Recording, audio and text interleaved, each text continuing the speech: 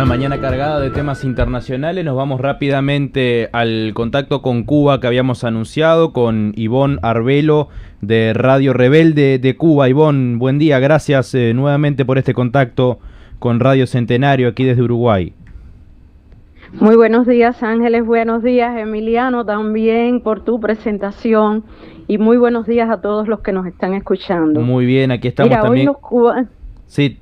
Sí. También con Daniela saludándote desde acá, y el gusto de siempre de poder tener de primera mano un contacto para conocer la realidad actual del pueblo cubano. Bueno, Daniela, también los buenos días. Y tú sabes que hoy los cubanos nos hemos levantado con una noticia que nos llena de esperanza. Y es que el petrolero ruso Anatoly Kolotkin llegó a Cuba con unas 100.000 toneladas de combustible de ayuda humanitaria. Hace muchos días que habíamos estado siguiendo esta información y actualmente el buque está a la espera de ser descargado en el puerto de Matanzas, una de las provincias del occidente cubano. El portavoz presidencial ruso Dmitry Peskov dijo que su país considera que es un deber involucrarse activamente y brindar ayuda necesaria a los cubanos, quienes necesitan el combustible para que operen los sistemas de soporte vital. En condiciones de un bloqueo severísimo, nuestros amigos cubanos, afirmaba el portavoz ruso, necesitan productos derivados del petróleo y petróleo crudo necesario para la generación de electricidad, para brindar servicios médicos y otro tipo de servicios a la población. Ese buque, como seguro ustedes también conocen, había salido el 8 de marzo del puerto de Prismorsk y navegó con bandera rusa y sin escolta militar, aunque recibió acompañamiento de un buque de guerra en el Canal de la Mancha antes de continuar solo por el Atlántico. Ese barco está sancionado por Estados Unidos y por la Unión Europea, lo que añade tensión a este gesto solidario, y es el primer envío de combustible que recibe Cuba en los últimos 3 meses, tras la presión de Washington a México y Venezuela para que cortaran todo suministro. Recientemente, el canciller ruso Sergei Lavrov había reafirmado el compromiso de Moscú con La Habana de brindar toda la ayuda posible frente al bloqueo y las presiones estadounidenses, promesa que afortunadamente en este amanecer de lunes se hizo realidad para beneplácito de todos los cubanos y por supuesto de todos los que de manera solidaria ven este gesto como una posibilidad de que el pueblo cubano pueda respirar. Y es sorprendente que en medio de toda esta tensión, ayer el presidente Donald Trump, que por supuesto es el protagonista principal de toda esta tensión que vive el pueblo cubano, bueno, pues Donald Trump declaró a la prensa que no le preocupa la llegada de un petrolero ruso con crudo a Cuba y dijo textualmente: no me molestan, tienen que sobrevivir. La gente necesita servicios básicos. Y habló también de que los cubanos necesitábamos poner calefacción. Imagine usted el calor que hace ahora mismo en Cuba, poner una calefacción. Está totalmente desatinado el presidente de Estados Unidos. Son palabras que sorprenden porque su propia administración es la que ha provocado esta fuerte agresión a la vida en la isla. Desde el 29 de enero fue que Trump firmó su orden ejecutiva que declaró emergencia nacional frente a Cuba y acusó a nuestro país de supuestamente colaborar con los países hostiles y permitir presencia militar de Rusia y China en la isla. Realmente desde ese momento la situación ha sido extremadamente dura. Se incrementaron los cortes eléctricos o los apagones, como le decimos aquí, durante más de 20 horas y todos saben lo que eso implica en la vida moderna. Eso implica impedimento para la cocción de los alimentos, pérdida de los alimentos en las viviendas por falta de refrigeración y él actualmente hablando de calefacción sin acordarse de la necesidad de alimentación de los cubanos. Claro. Prácticamente se detuvo toda la transportación, el cierre de las instalaciones y los centros de producción, y un malestar general de la población porque, por supuesto, que han aumentado las carencias, imposibilidad incluso de sacar el dinero de los bancos por falta de electricidad, y ha cambiado totalmente el ritmo habitual de la vida.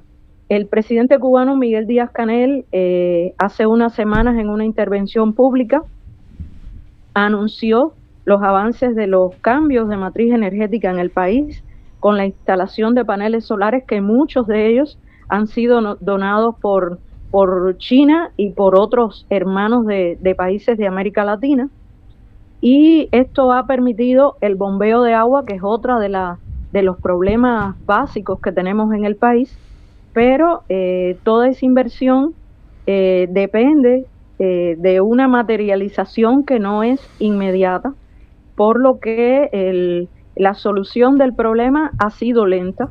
Y lo cierto es que en el caso de la educación se han tenido que adoptar también medidas para mantener la presencialidad de las primeras edades en las escuelas, porque están muy próximas a las comunidades, pero en el caso de las universidades y otros tipos de enseñanza, se realiza la educación semipresencial, lo que implica un esfuerzo adicional para asimilar los contenidos y para impartirlos, tanto por parte de los profesores como los estudiantes, porque se está utilizando, por ejemplo, las clases a través de WhatsApp, y cuando no hay electricidad, por supuesto que ni profesores ni alumnos pueden materializar ese intercambio. El paisaje del país ha cambiado para los que han visitado Cuba en alguna oportunidad.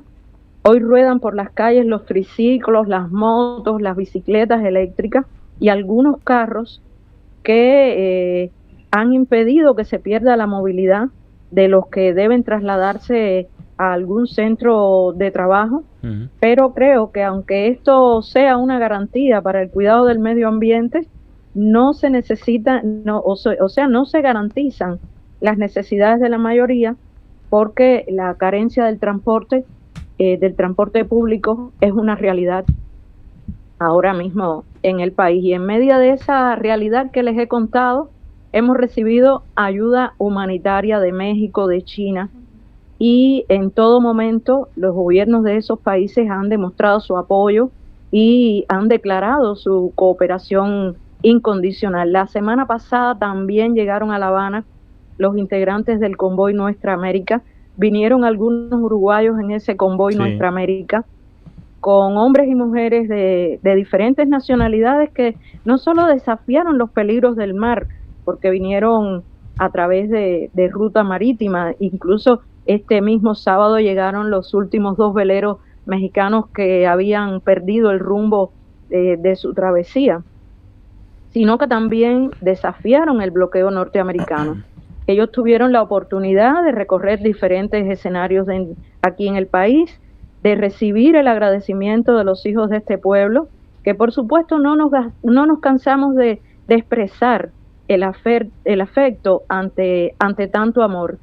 Y es que lo calificamos como un acto de reciprocidad hacia lo que hemos hecho durante todos estos años, con las misiones médicas, con las misiones educativas, con los planes de formación, con el intercambio profesional.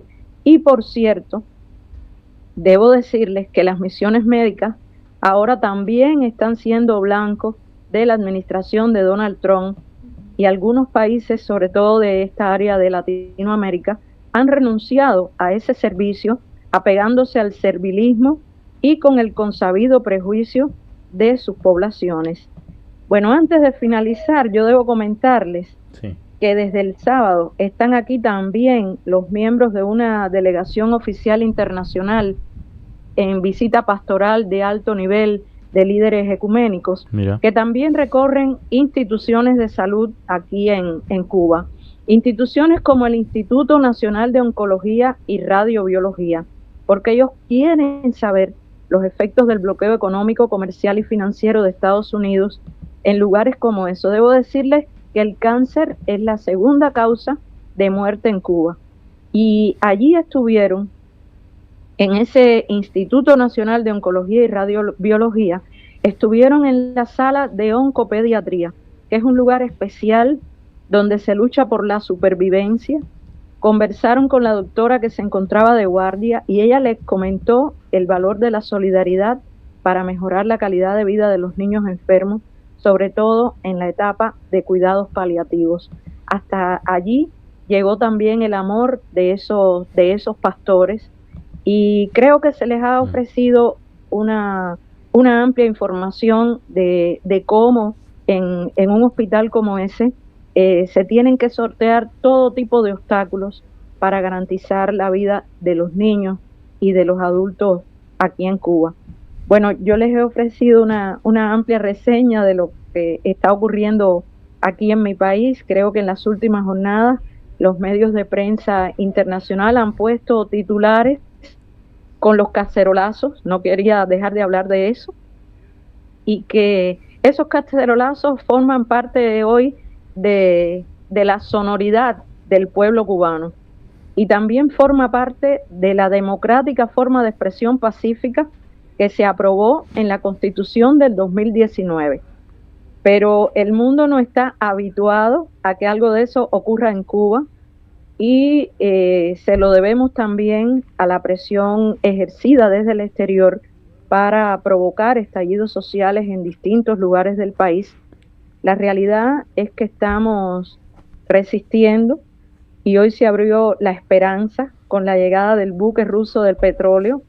Hace un instante yo pude leer en una publicación que estaba revisando que este episodio deja una lección clara en el tablero multipolar, y es que las alianzas han demostrado que son capaces de neutralizar la presión de las potencias tradicionales. Eso es lo que a grandes rasgos está pasando hoy mismo en Cuba, en este lunes 30 de marzo, en el que, reitero, la esperanza nos está tocando los corazones de todos los cubanos, y tenemos la impresión de que a partir de ahora las cosas puedan cambiar. Ivonne, te queremos agradecer muchísimo por este panorama que nos das de la realidad en Cuba. No sé si hay información, y brevemente no queremos robarte demasiado tiempo, pero por ejemplo de este cargamento de petróleo ruso que ha llegado hoy a Cuba, concretamente qué efectos va a tener, digamos, cómo va a ayudar tener este combustible a la isla, hasta cuándo duraría este apoyo, que sabemos que Cuba está en torno a eso en una situación muy difícil producto del embargo y del bloqueo de Estados Unidos. ¿Hasta cuándo podría alcanzar este apoyo que ha dado Rusia, y concretamente para qué áreas va a ser destinado? Bueno, son 100.000 toneladas de combustible. Es para unos cuantos días, no podemos pensar que sea para un mes ni para 2 meses. Creemos que sea la apertura de el reinicio, ¿no?, de la entrada de buques de combustible a nuestro país, a partir también de esas declaraciones que hiciera en el día de ayer a la prensa el presidente norteamericano, que fue además el que estableció que los buques de petróleo no llegaran a nuestro país. Uh-huh. Creo que esas 100.000 toneladas pudieran alcanzar para unos cuantos días. Petróleo que debe estar destinado para la generación de combustible, que es una de las cosas que necesitamos con mayor urgencia, porque de la generación del combustible depende incluso la publicación de nuestros medios de comunicación. Claro. No sé si ustedes saben que hubo que limitar la publicación de los órganos de prensa cubanos. Únicamente las publicaciones salen el martes. El resto de las informaciones debemos buscarla de manera digital, en las publicaciones digitales, en las páginas web de estos periódicos. Y saben, hay muchas personas que son adultos mayores que necesitan esa hoja de papel, sí, claro, manosearla, leerla, por las imposibilidades que tienen también de poderse conectar a un celular y de leer desde un celular. Entonces yo creo que esos 100.000 toneladas deben estar destinadas a la generación de electricidad para garantizar los servicios elementales, como es que se mantengan las áreas de los hospitales, para de alguna manera renovar el transporte público que ahora mismo está prácticamente nulo, iniciar algunos servicios de bombeo de agua, que en estos momentos hay algunas poblaciones que están muy, muy afectadas porque no les llega el agua. Creo que en esas direcciones debe estar fundamentalmente dirigido este combustible, y tenemos la esperanza, les repito, de que se renueve toda la ayuda que normalmente habíamos estado recibiendo para garantizar la vida en el país, porque actualmente no estamos viviendo, estamos tratando de resistir, y así se ha dicho en todos los escenarios, estamos resistiendo diariamente con lo que podemos y de la manera que podemos, y siguiendo todas las orientaciones de la dirección del Partido Comunista y del gobierno liderado por el presidente Miguel Díaz-Canel, por los ministros que han estado dando información y orientación al pueblo de por dónde vamos, cómo vamos a actuar en cada una de los días que hemos vivido desde el mes de enero hasta la fecha. Y bueno, te queríamos agradecer por este contacto, y también no queríamos dejar pasar, ¿no?, de la solidaridad de Cuba que siempre ha hecho con otros pueblos, que bueno, también en el Día de la Tierra Palestina hoy, Cuba ratifica esa solidaridad nuevamente con el pueblo hermano palestino. Pero bueno, y bueno, te queríamos agradecer y esperamos hubo una comunicación del presidente de Cuba, Miguel Díaz-Canel, muy clara también digamos, reiterando esa solidaridad con los otros pueblos agredidos en el mundo por el imperialismo, ¿no?, como lo es evidentemente el caso de Palestina. Y bueno, el pueblo cubano en estos momentos muy difíciles para ustedes, pero que también es valioso ver cómo la solidaridad internacional no queda de lado en momentos difíciles. No, por supuesto. Hace unas horas nada más el presidente cubano Miguel Díaz-Canel también hizo una publicación en sus redes sociales rechazando el asesinato de 3 compañeros comunicadores en Irán, y expresando cómo las agresiones intentan cerrar las ideas, intentan también callar la verdad de lo que está ocurriendo en nuestros países. Creo que Cuba nunca dejará de expresar la solidaridad y de unirse a las causas más justas que ocurren en el mundo, en cualquier lugar del mundo. Creo que desde 1959 es lo que hemos hecho, liderados por Fidel, ahora por Díaz-Canel, también por Raúl, y creo que es un sentimiento de valores que siempre tenemos los cubanos. Gracias, Ivone, quedamos en contacto, y bueno, también por este año importante de los 100 años de Fidel. Sí, por supuesto. Tú sabes que hay todo un programa de actividades aquí en Cuba que están organizados para nosotros festejar. Desde el año pasado se iniciaron estas actividades hasta el 13 de agosto de este año para festejar el centenario de Fidel, que yo creo que sus ideas se mantienen más vivas que nunca. Cada vez que vemos una agresión, una manifestación, como la que hubo ayer en los Estados Unidos, cada vez que escuchamos o vemos un pronunciamiento de un líder internacional y empezamos a buscar en los discursos de Fidel, ahí está su pensamiento, ahí está su alerta, ahí está su manera de decirnos, ese no es el camino correcto está acá, el camino correcto está en la defensa de los derechos, de la justicia. Y para nosotros eso es importante, muy importante. Yo creo que algunos uruguayos seguramente van a estar por aquí, por Cuba, porque se ha organizado un evento internacional sobre el legado del pensamiento del comandante en jefe, el primero que se hace en muchos años.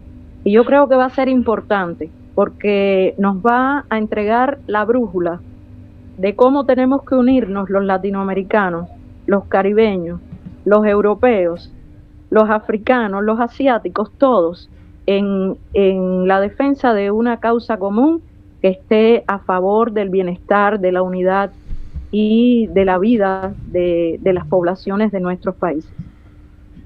Ivonne Arbelo, gracias por estos minutos y un saludo también extensivo a los compañeros de Radio Rebelde y a todo el pueblo cubano. Muchísimas gracias a ustedes por siempre darnos la oportunidad de que el mundo conozca qué está ocurriendo realmente en Cuba y cómo estamos enfrentando la vida los cubanos y resistiendo. Muchísimas gracias, hasta un próximo encuentro. Les deseo un buen día desde La Habana. Abrazo. Hasta la próxima. Abrazo. Cuba primero, Cuba que al mundo grita, que no es tan fiero el lobo como lo pintan. Derrotado los yanquis, Cuba es la guía.